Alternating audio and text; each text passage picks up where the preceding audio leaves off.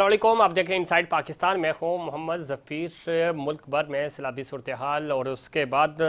जो उसके after effects हैं वो जारी हैं। सबसे ज़्यादा सूबा सिंध मुतासिर हुआ। शुरू में चूँकि बलूचिस्तान से इस सैलाब का आगाज़ हुआ और हमने देखा कि बलूचिस्तान 85% सैलाब की तबाहकारियों का शिकार हुआ। वहाँ पे भी बहुत सारे एरियाज़ हैं जहाँ पे इमदादी कार्रवाइयाँ और रेस्क्यू टीमें नहीं पहुँच सकीं, लेकिन सूरत हाल आहिस्ता आहिस्ता कंट्रोल हो रही है और पाक आर्मी इंतज़ामिया कोशिश कर रही है कि बलूचिस्तान के हालात को नॉर्मल किया जा सके। दूसरी तरफ जनूबी पंजाब मुतासर हुआ और KP और ख़ास तौर पर सूबा सिंध आखिर में, लेकिन सबसे ज़्यादा मुतासर हुआ। अभी भी बहुत सारे एरियाज़ में पानी खड़ा है और मज़ीद पानी, चूँकि सैलाबी पानी जो है वो सिंध के अंदर दाखिल हो रहा है। इस हवाले से सिंध हुकूमत की जब हम बात करते हैं तो उसकी पास चूँकि पेशगी इतलात थी, इक़दाम नहीं हुए और वो इक़दाम ना होना लोगों की जो फसलें तबाह हुई, लोगों के जो माली नुकसान हुआ, जानी नुकसान हुआ, उसकी वजह बना। दूसरी तरफ आज चूँकि गुज़श्ता दिनों खान साहब ने फैसलाबाद में एक तकरीर के दौरान कहा था कि आर्मी चीफ़ के हवाले से, उसकी तैनाती के हवाले से बात कर रहे थे और उस पर आज ISPR का बड़ा शदीद रद्द अमल आया और वो कह रहे हैं कि आर्मी में चेयरमैन PTI के बयान पर शदीद गम व गुस्सा पाया जा रहा है और इस ISPR की जो बयान आया उसके बाद हमने देखा कि इस वक्त हुकूमत और उनके इत्तेहादी जो हैं वो इमरान खान साहब को सिक्योरिटी रिस्क करार दे रहे हैं। और माजी में नाज़रीन, ये आपको याद होगा कि आज जो खान साहब को सिक्योरिटी रिस्क करार दे रहे हैं, माजी में वो एक दूसरे पे यही इल्ज़ामात लगाते रहे। मौलाना फजल रहमान मोहतरमा बेनज़ीर भुट्टो शहीद के बारे में क्या कहते रहे हैं, ये बिल्कुल रिकॉर्ड पे मौजूद है। और ख़ुद मुस्लिम लीग नून पाकिस्तान पीपल्स पार्टी के बारे में और पाकिस्तान पीपल्स पार्टी मुस्लिम लीग नून के बारे में क्या कहती रही कि किस तरह ये उसामा बिन लादेन से फ़ंड्स लेते हैं, किस तरह ये अलकायदा को सपोर्ट करते हैं। तो ये माजी का हिस्सा रहा। गद्दारी के सर्टिफिकेट्स यहाँ पे बांटे जाते रहे, लेकिन आज का ये जो मामला है बिल्कुल डिफरेंट है और इस पर अब वफाकी काबीना ने इजलास तलब किया है और वो कह रहे हैं जी बयानात का जायज़ा लेंगे, खान साहब ने ऐसा क्या कह दिया। दूसरी तरफ जो PDM का मुश्तरका इलामिया भी यही आया कि ये बयान जो है वो हटकर है, इसके खिलाफ इस पर जो है कार्रवाई होनी चाहिए। मौलाना फजल रहमान कह रहे हैं कि जी इमरान खान पाकिस्तान की दिफाई फसील में दरार डालने की कोशिश कर रहे हैं। ख़ुद मौलाना फजल रहमान क्या कह चुके हैं, मुस्लिम लीग नून क्या कह चुकी है, ये हम बारहा इससे पहले भी हो चुका है, लेकिन आज क्यों इस चीज़ को ज़्यादा और इस पे प्रोपेगेंडा किया जा रहा है। खान साहब आज चूँकि सिंध में मौजूद थे और जिस तरह हमने बताया आपको, उनकी पूरी टीम पिछले कई दिनों से पाकिस्तान तहरीक इंसाफ सिंध जो है वो एक्टिव थी और सैलाब मुतासरीन के हवाले से काम भी कर रहे थे। आज खान साहब ने विज़िट किया, उनकी टीम ने उनको ब्रीफ़ किया कि किस तरह वो इमदादी कार्रवाइयों में हिस्सा लेते रहे और खान साहब ने कहा कि सिंध के नौजवान अगर मेरी टीम बने तो हम ज़रदारी माफिया को शिकस्त देंगे। इस पूरी सूरत हाल पर बात करेंगे। हमारे साथ मौजूद हैं जनाब शहजाद कुरैशी साहब, सीनियर रहनुमा MPA पाकिस्तान तहरीक इंसाफ। आज वो मौजूद भी थे और पिछले कई दिनों से हम देख रहे हैं कि वो मुसलसल इमदादी कार्रवाइयों में हिस्सा ले रहे हैं। फंड्स रिलीफ कैंप उन्होंने सबसे पहले कायम किया और ग्राउंड पे हमें वो मेहनत करते हुए नज़र आए। हम कुरैशी साहब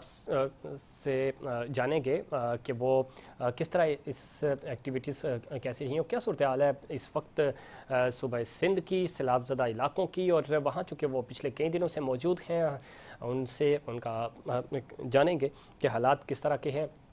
और ख़ास तौर पे खान साहब का आज का जो विज़िट था वो कैसा रहा, लोगों को कोई तसल्ली हुई और ख़ास तौर पे इमदादी कार्रवाइयाँ जो हैं वो किस हद तक पहुँची, क्योंकि हुकूमत हमें कहीं पे भी नज़र नहीं आ रही और ख़ुद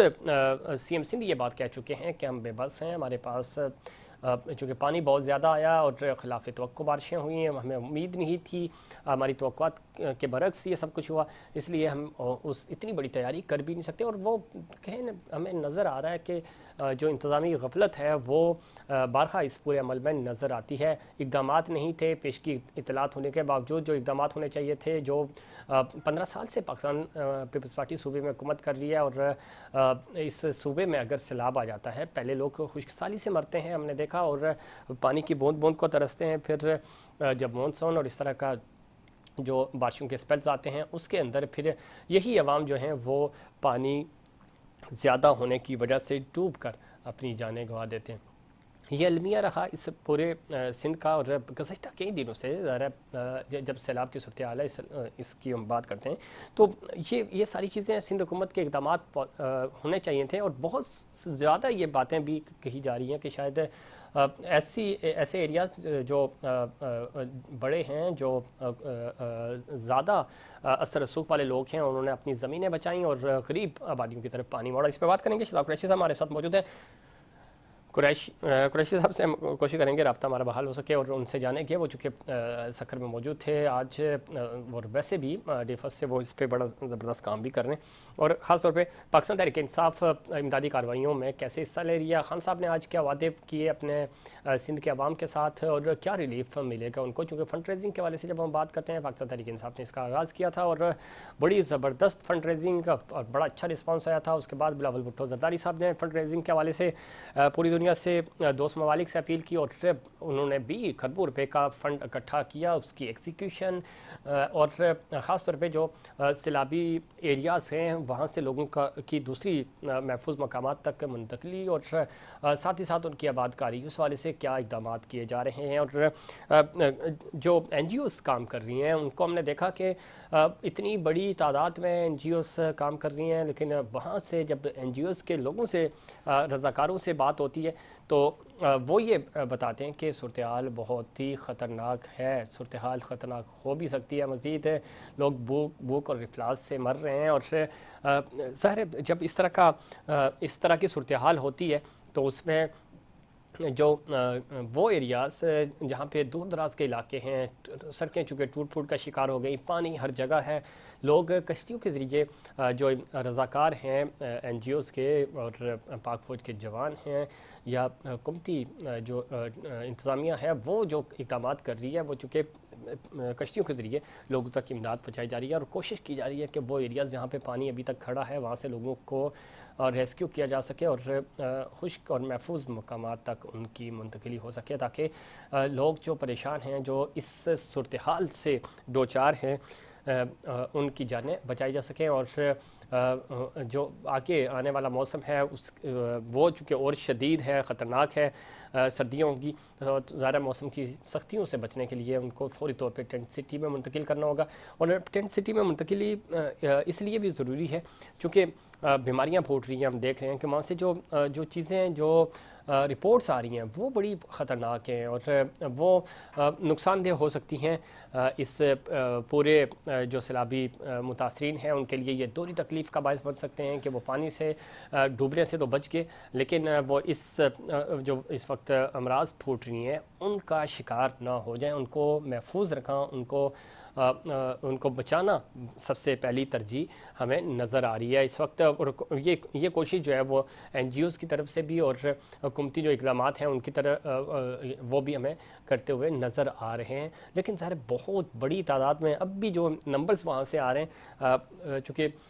पूरा ये एरिया, पूरा सिंध डूबा हुआ है, और इस में इमदादी टीमें जिस तरह काम कर रही हैं, ज़रा उनके पास इतनी टेक्नोलॉजी नहीं है, जदीद सहूलतें नहीं है। इंटरनेशनल इमदाद भी चूँकि पाकिस्तान पहुँच चुकी है, और वो भी कोशिश कर रहे हैं कि किसी तरह लोगों की जानें बचाई सकें, मैक्सिमम जो डैमेजेस है उसको कंट्रोल किया जा सके। इस वाले से चूँकि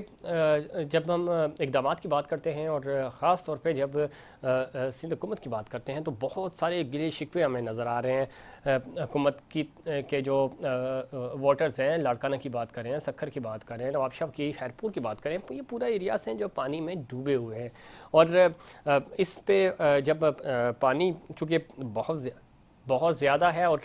इस पे जो इक़दाम हैं वो उस तरह हो भी नहीं सके। लेकिन क्या वजह है कि अभी तक लोग भी खुश नहीं हैं, और जो MNA MPs हैं वो भी अपने हल्कों में मौजूद नहीं है, बेयार वो मददगार हैं लोग। इस पर बात करेंगे नाज़रीन, वक्त हुआ एक कमर्शियल ब्रेक के बाद हम पाकिस्तान तहरीक इंसाफ और